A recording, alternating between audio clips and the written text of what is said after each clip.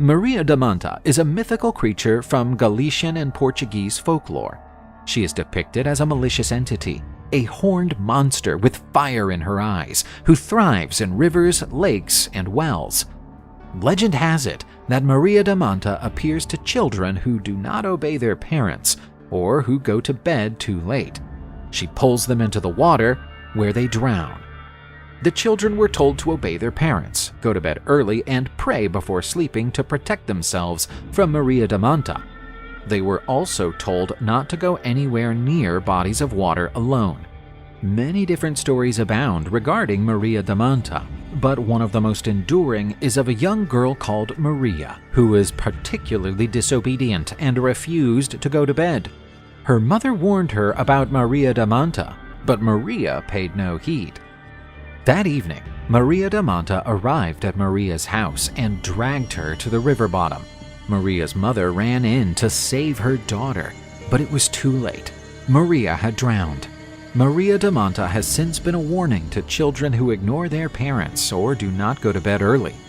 Even today, Maria Damanta's story is told in Portugal and Galicia to encourage children to be obedient and stay away from bodies of water on their own.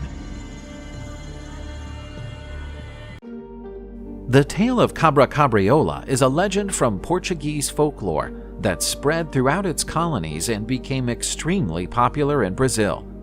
It speaks of a monstrous goat that gobbles up naughty children. The half-goat, half-human creature possesses razor-sharp teeth and claws and shoots flames out of its nostrils. The Cabra Cabriola is very agile and can jump great distances, making it exceedingly difficult to escape from the creature. The monster is mostly active at night when the Cabra Cabriola roams the countryside looking for naughty children. If it finds a mischievous kid, it will jump on them and devour them whole after belting out a sinister song. Not only does it terrify children, the Cabra Cabriola enjoys leading travelers and wanderers astray, either by creating illusions or by misleading people in remote areas, causing them to get lost. Some versions of the legend say that the Cabra Cabriola invades a house where misbehaving children live and puts them in a sack, taking them away forever. The Cabra Cabriola legend from Portuguese and Brazilian folklore is still told by parents who want their children to be well behaved. The legend of Piara, the she-wolf, is a popular tale from northern Portugal, dealing with a mythical creature that is half wolf and half fairy. Piaras are shapeshifters, resembling werewolves, who can morph into a wolf or a human at any time. They are beautiful with long flowing hair and penetrating eyes, and are extremely clever and powerful, having the power to command packs. Some legendary versions claim that the Piaras are the outcome of a human and a wolf coming together. Others suggest that Piaras are born from the seventh daughter of a family, or that Piaras are fairy-like creatures infused with a lycanthropic touch. Regardless of their roots, Piaras are benevolent beings. They are deeply attached to nature and are viewed as protectors of the forest and its inhabitants. They also enjoy a powerful connection with the spirit world, being summoned to heal the sick and injured and to help with divination. There are legends about how they can soothe the fierce rage of werewolves, stopping them from becoming hostile to the settlements near the Piaras' territory. Piaras' common feature is their profound connection with nature. They are frequently identified with forests, mountains, and other wild places. This bond suggests that they embody the untamed and primal side of nature and the intimate relationship between human and animal. According to Galician folklore, Zaxios are mythological creatures which are half human and half fish, living in the deepest parts of rivers. Zaxios are normally depicted as beautiful women with long flowing hair and penetrating green eyes. They can change their appearance at will. Zaxios can swim swiftly and hold their breath for long periods. They are highly intelligent beings and can speak several languages. Legend has it that Zaxios seduce humans into marrying them. It should be noted that Zaxios males also exist and are called fishmen. Many stories about them can be found in Galician folklore. One such story has a Zascio falling in love with a human, and they stayed married for many years. The Zascio, however, returned to the river. In another story, a Zascio deceived a woman into marrying him by posing as a human. But the woman eventually found out his real identity and decided to leave. Most of these stories do not have a happy ending. Zascios are frequently connected to fertility and water. These beings are highly protective of their families and homes. They are also powerful enough to grant wishes or magical powers to those who are kind to them. But they can also be dangerous, especially to those who disrespect them.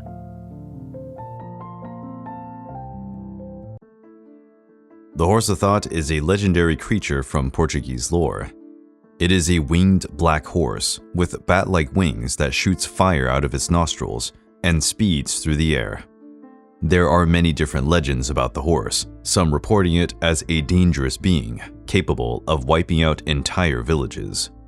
Others have it as a kind of neutral creature. The horse of thought symbolizes the power of imagination and thought. This is a pure-thinking creature, invoked only by those with pure hearts and strong imaginations.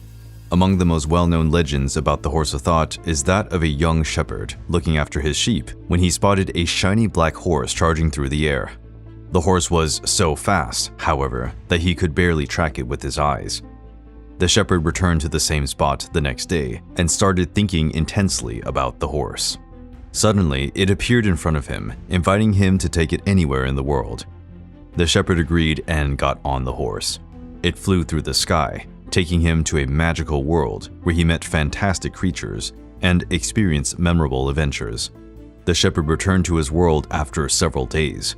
The horse led him right back to the place where he had found him and vanished. The shepherd never caught sight of the horse of thought again, but never forgot the adventures he had experienced with it. The horse of thought represents the spell of imagination, a reminder that, if you think hard enough, you can accomplish anything.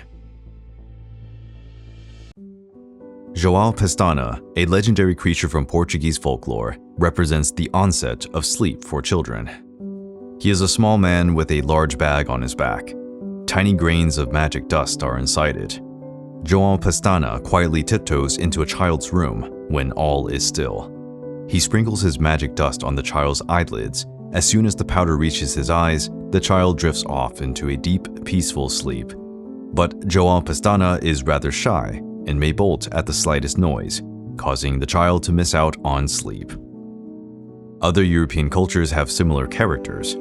In Britain, the Sandman tosses sand in children's eyes to get them to sleep and inspired Neil Gaiman to come up with his famous character. When children wake up with patchy eyes, it means that Joan Pastana stopped by and sprinkled his magic dust. A Barberino is a mythical creature from Portuguese folklore, resembling a whirlwind, one that appears at crossroads. The souls of peasants, who have perpetuated farming crimes and cannot enter heaven because they are indebted to the living and need to return what they have stolen, are inside its whirlpool. The Barberino is busiest at midday and midnight, in windy weather and during certain feast days, such as the Day of the Dead. A person should carry a cross or a blessed object, or pray to a saint or to God to protect themselves from a Barberino. And to avoid an encounter with a Barberino, the best course of action is to go around it, so as not to cross its path. One popular rendition of the legend is of a farmer who stole land from his neighbor. After he died, his soul was sentenced to wander the earth in the form of Barberino until he gave the land back to its rightful owner. The Barberino legend stands as a reminder of the need to respect others and their property, and the possible consequences of wrongdoing. Likewise, it serves as a timely warning of the power of nature and the need to be humble and respectful in its presence. The Barberino is a feared and respected creature whose legend continues to be told to this day. The Legend of the Old Woman of the White Mare is a Portuguese folk tale about a mysterious figure involved in supernatural and traditional events. The Old Woman of the White Mare, says the legend, is an old lady, wrinkled and clad in white, riding a snow-white mare. Some versions of the legend claim that the mare can fly or vanish quickly. The old woman of the white mare wanders through remote towns and regions of southern Portugal. She is regarded as a sort of messenger, or even an omen of important events or looming disasters. She can predict the future, emerging on the darkest, quietest nights to deliver messages or warnings about events happening in the community. Many people regard the old woman of the white mare as a bad omen. Her apparition, particularly on dark nights, may be interpreted as a sign of change or a warning. Yet others believe that she may be a gatekeeper of the Algarve lands, an inheritance from the ancient Celts who once lived there. She stands guard over the fields and protects the villages. The folklore symbolism of this figure is intricate. The white mare is a mighty symbol in itself. The European culture often sees the white horse as a bringer of good news or as a mystical being. Pairing the old woman, frequently associated with wisdom and knowledge, with the white mare creates a duality of mystery and power. The tale of the old woman of the white mare is one of many examples of Portuguese folklore. An ancient story, the legend of the old white mare still echoes in modern culture. It is referenced in songs, poetry, and works of art, bridging the gap between past and present. The story behind the Rooster of Barcelos is among the most popular of Portuguese folk tales and recounts the adventure of a pilgrim called Ramon. He intended to undertake the pilgrimage to Santiago de Compostela to pay off a promise he had made that, if his son were cured of an illness, he would go to the world-famous and sacred pilgrimage center. However, he did not know that a landowner's silver had been stolen, and there was no way of finding out who the thief was. The locals believed that a wanderer from another land was the one responsible for stealing the silver. Poor Ramon was detained and taken to the judge. He pleaded not guilty, but the magistrate refused to take him at his word and sent him to the dungeon, where he would be left without food and drink until he decided to admit his crime. 3 days of hardship passed, and Ramon was taken to the judge, who was dining with fellow magistrates and wanted to hear the wanderer's confession. He even assured him that, if he did confess, he would escape the gallows and only be sent to the island of Madeira under the sentence of banishment. Ramon said that he was completely innocent, to the point that the roast rooster on the table would crow if he were hanged. The judge went berserk, lost his appetite, and knocked over the food on the table, while yelling that Ramon was to be hanged the next day. Ramon was already on the gallows with a rope around his neck. Then, from the garbage, the crowing of the rooster from the day before was heard. The judge was astounded and remembered Ramon's words the night before, and saw no other way out but to acquit him of his sentence, as he was surely innocent. The Rooster of Barcelos would become one of Portugal's most renowned cultural symbols. Ramon managed to safely make his way to Santiago de Compostela with its help. But first he sculpted the Cruzeiro do Senhor do Galo in tribute to the Virgin Mary, to James the Great, and to the rooster that protected him.